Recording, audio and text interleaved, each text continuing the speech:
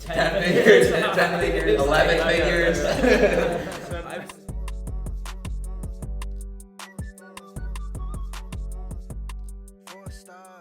What's going on, guys? We're out here in Miami. We're going to do a quick little fireside chat with some heavy hitters in different, well, same industries, but different little sectors of it all. I thought it'd be kind of a fun little idea. Our little fire. But actually, yeah, there you go. We got that. We got a nice little plant. Shout out Peter. We're in Peter's office here in Miami. We got Faiz Warsani, Peter Lobanov.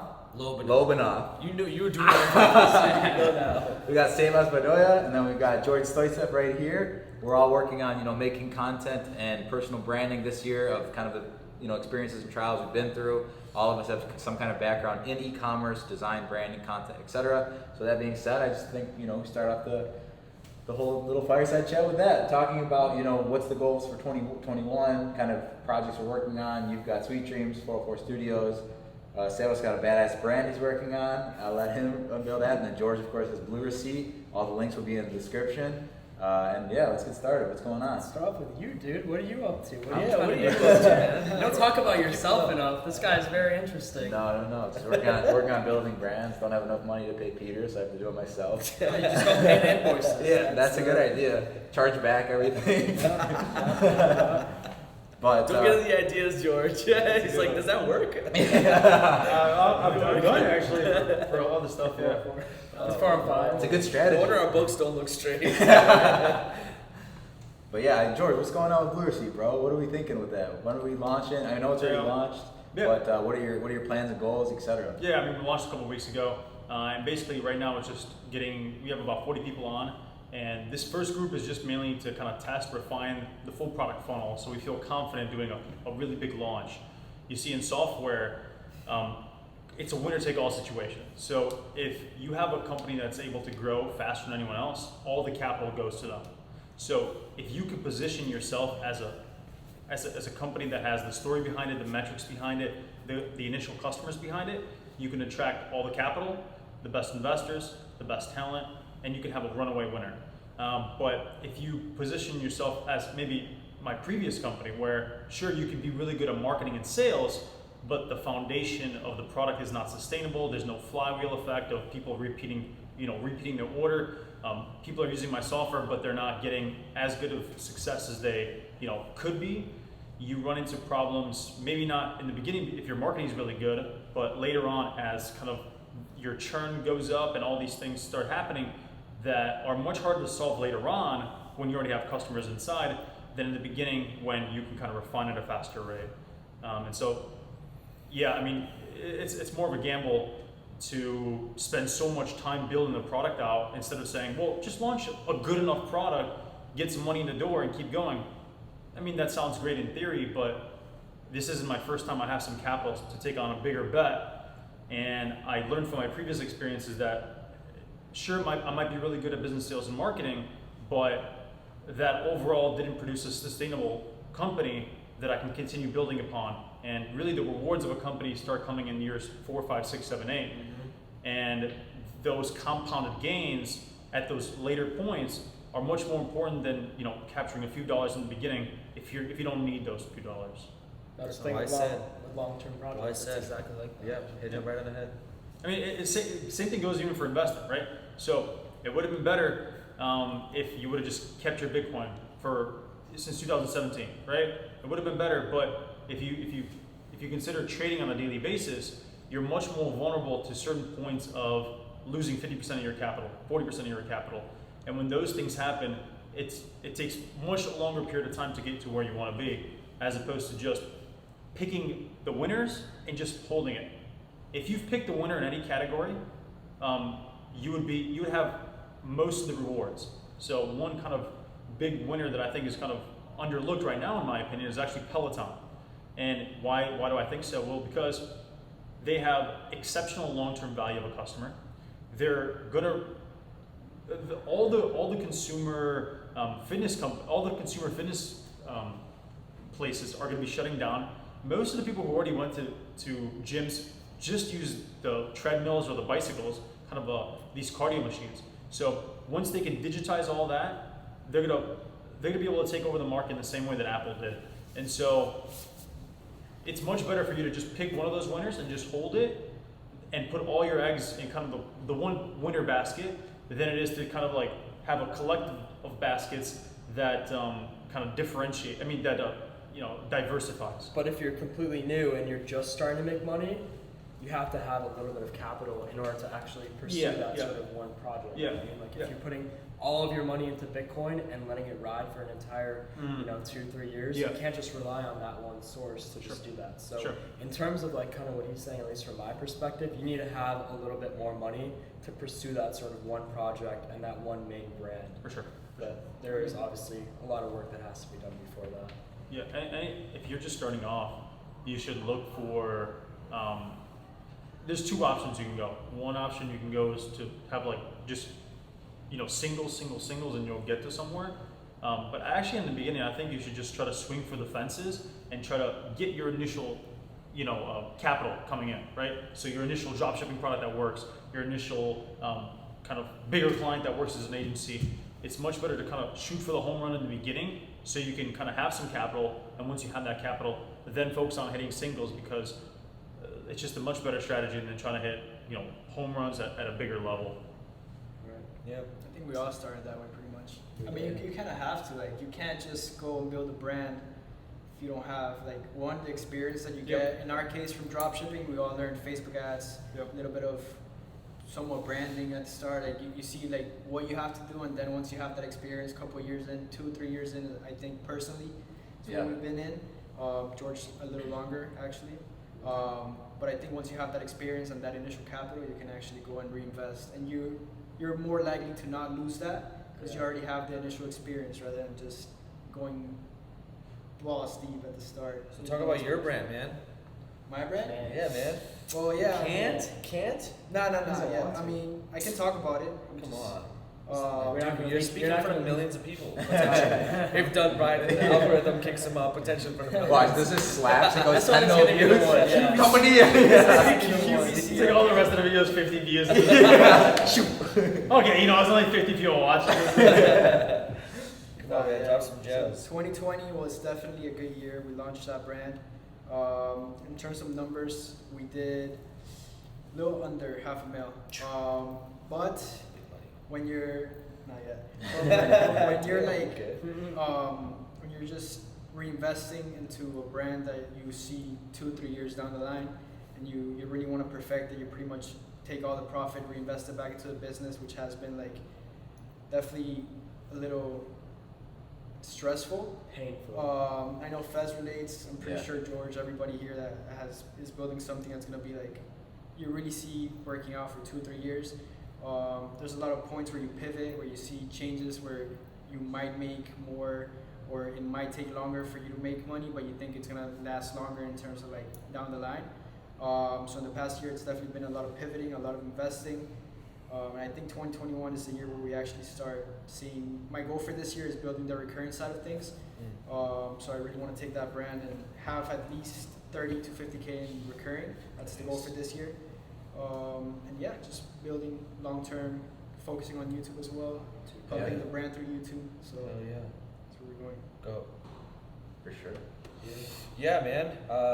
Kind of in a similar position as Sebas is, just building up the reoccurring retainer-based clients. It's really fun to work with a lot of one-off projects. It's always very entertaining and kind of challenges you to look at different perspectives. But building out a more stronger and more let's say reoccurring business model, so we don't have to worry about the bottom line too much and focus on scaling, is definitely one of the things that we look at. Kind of like looking up to for 2021. And just overall, just charging Faiz as much as I can. Vance has ran me dry in 2020. Speaking of dry, let's talk about your potion. That's very wet. I guess, 2020 was the year where Sweet Dreams kind of was born. Literally around this time last year, I came to Peter's office in LA and introduced the idea of doing it. And it took us, what was it, like 2 months. Yeah, it was it was a good month of just back and forth. Yeah, I remember the first version that you sent me was just some fucking like nature. Dude, your logo was trash. No, my shit. About your logo was trash. Nah. My shit was better than what you sent But that's me. the thing, you can't. How are you knocking down? How are you knocking down me testing out what you might like? All right, I'm not gonna send you something that you like right off the jump, right? Yeah. You need to go back and forth, know, right? So don't discredit me. Don't tell I'm not me. discrediting. Don't say I sent you trash. Just say, look, we went through the trial and error. In my opinion, what he sent me at first was not that good. But the second version was it just clicked. Everything was great with that. Okay, and I sent you the invoice and you didn't pay it. But then the second time I sent it, you paid it. So that one was good. But yeah, I guess like that 2020 sort of period was just a lot. I mean, Kyle and I talked about this on like our 2 podcasts of just going through that period of just like pain and having to spend a lot of money to just build everything up, going through different versions of the site, failed ads, etc. Like there's a lot of stuff that has been done and like kind of tried. And now going into this year, like I know exactly what to do. Like it just seems like all the stars have aligned perfectly. We just got the V2 of the site up, as he mentioned on their podcast, but it's more conversion focused. We're launching a free trial of the product as well, because I had this conversation with George when I first started. I was like, what would be really cool is kind of calling one of the variants the one night stand and just offering it as like literally one night you take it, you can test it, and then you get locked into a subscription. But I ended up just putting that in my back pocket for later, and now we're doing a 3-night trial, which still has yet to launch due to some errors. Not on my end. Not on his Recharge. On Recharge. Get your shit together, Recharge. Seriously, man. This blows up. Their support immediately fixes it. Their support is horrible, but once that is kind of use ready Chirpish to go, for all things customer support. once that's kind of set up, then we're just going to go hard on basically all channels of social media, all paid media. We're just going to really run it up, get a lot of new customers. My goal is to get at least 10,000 for the next year, and $10,000. Yeah, that'll be a first for you, buddy. But yeah, I'm excited to just grow the brand. Personal brand as well is going to be a big focus too. More sponsored videos because I'm a sellout. But yeah, that's pretty much how this year is going to go. And I'm also moving to Miami right now too. So no, stop, because they're gonna see this. You're gonna end up in like LA and all the hills. To Wyoming and Montana. It was cheaper. But yeah, I think like closing it up, we just want to make a quick little video while we're here all together. I think everyone just drop with a quick little gem on like what do you think is what's the goal moving forward 2021? What's like the main key focus? I think customer relationship is huge. That might be my influence from George, but having and building that experience with the customer and trying to go for that LTV, whether you're trying to exit your business or whether you're just trying to make the business work long term and be profitable over time. So what do you think? What's your little gem to drop? Focus on the customer's experience, and George will agree with this, Peter will agree with this, Sebas will agree with this. Yeah. Everyone, that is the given, and probably the biggest foundation is, again, George mentioned this, but you have to make sure your product is actually great and it works, even if it's a SaaS product or if it's an actual product that is supposed to do something. Make sure it does that job, and then kind of in tandem with that is making sure that there's a good back end of the business with customer service and that sort of aspect. And Peter's actually launching a customer service company right now called Chirpish, and I've been using that literally since March, like before Chirpish was even a thing. And customer service is probably the most important part of your business, because if your customer is not happy with anything, they can charge back. Chargebacks can lead to your merchant account being shut down. They can lead to bad reviews on your Facebook your Facebook account, and then you get restricted from advertising. So there's a lot of different things that can happen if your customer service is not unlocked. So you end up getting a shitty payment processor that spams you on that. But yeah, those two are probably the most important things that I would focus on right now. Yeah, I think on my end it would probably be staying persistent and being very patient and exploring all marketing avenues, whether that is to build a personal brand, which is what I'm doing for now. Last year was just all about honing in and refining my craft. And now it's just all about personal branding, putting myself out there, meeting as many people as I can. So, whatever your product is, connect, go out there, connect, wear a mask. Network. Network. And there's so many other verticals to explore. You have TikTok, Snapchat. You never know what works until you test it out. So be patient, test them thoroughly, split test, whatever you have to do to, find your winning audience. Yeah, no, I think one thing we've all dealt with is our business revenue suddenly dropping 90% because of a random Facebook ad account ban. So I think that one of the main things that if you're building a brand, if you're drop shipping, I guess, yeah, Facebook, you build it up quick, run it up. You have a ban, you're out for 2 or 3 days, however long, and you run it back. But if you're building a brand, you definitely want to focus on diversifying your traffic sources, because it sucks when you invest a lot of money, you have inventory, you have employees that have to show up to fulfill orders unless you have like a 3PO or something.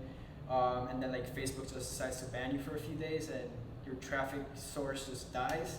So your revenue just drops. So I think that I started doing this towards end of 2020 and I definitely want to focus on it in 2021. Make sure Facebook isn't where all your sales are coming from, and have diversification, have organic content, have YouTube reviews, send out product to YouTubers, have them post your product, have a bunch of different things where your sales are going to come no matter what, because you don't want to lose that overnight. And I think organic content, TikTok's the thing, Reels, post that, because when they go viral, they'll bring a lot of extra cash that you weren't expecting on. And it's all profit pretty much, because you're not spending advertising at that point, and when you're going viral, it's a huge spike. So organic content has something that has really been killing it for me. I think those are the 2 main things that I can say. Let's get it. Yeah. Oh, I guess my piece of advice. I think first you have to get some money in. If you pick one avenue and get some money in, because that will then allow you to expand your horizons on what you could do. And the number 2 thing is, every person is a product, and now more than ever, you absolutely have to build your own personal brand, even if you want even a regular job. The first thing people are going to do is going to go search your name, and if you don't have a good presence, look, it doesn't matter if actually my biggest piece of advice, and actually this is something for me, is don't resist, just go first and beat other people, because no one really cares about you. They only care about how the system is structured and how things are going to be improving their own lives. Everyone's only out for themselves, and even when Facebook bans, other people, they don't care about you. They care about how the system is helping them. And so, don't treat it as like you wish things were fair. Look, everyone is looking out for their own self-interest, and that's how we kind of get better as a society, by everyone looking out for their best interest. So understand that. Don't resist. Be first. Go wholeheartedly into the digital world, and that's your pathway if you ever want to get out. Everything is going digital. There's nothing in the real world anymore, and the only way to get back into the real world and have a life that you really want to live in the real world, whether that be private jets, going to where you want to go into a vacation spot you want to be, not being around people wearing masks and kind of like being like almost not human. That's my aim. The real world will only be reserved for 2 types of people: the really rich and the really poor. Yep. And the way out is going all the way in. I love that. Wow. Damn, got that. That's a great There we go. Close it out. Yeah. Close it out. That's it. Nothing else needs to be said. That's perfect. Yeah, Drop the That's mic. it. Yeah. guys, camera. thank you so very much for watching. I'm super excited to be with all these guys. It's been a great week so far, and hopefully you can see a lot of new content coming on all their channels. Oh, yeah. Everybody will be linked in the description below. Every one of these guys has a YouTube channel, so you want to learn from them. Everyone here has done over 7 figures, 8 figures, in different avenues. I'm in a $7 billion a year industry. Oh yeah, if you check Peter's Clubhouse, I think he's done 25 bill this year. Yeah, 25 billion. Yeah, in the industry. In the industry. But thank you guys so very much for watching. Put all the Instagram stuff down below so it's not too confusing, and then links and stuff like that. So subscribe, like the video if you liked it, dislike it if you didn't, and I will see you guys in the next video. Peace. Stars.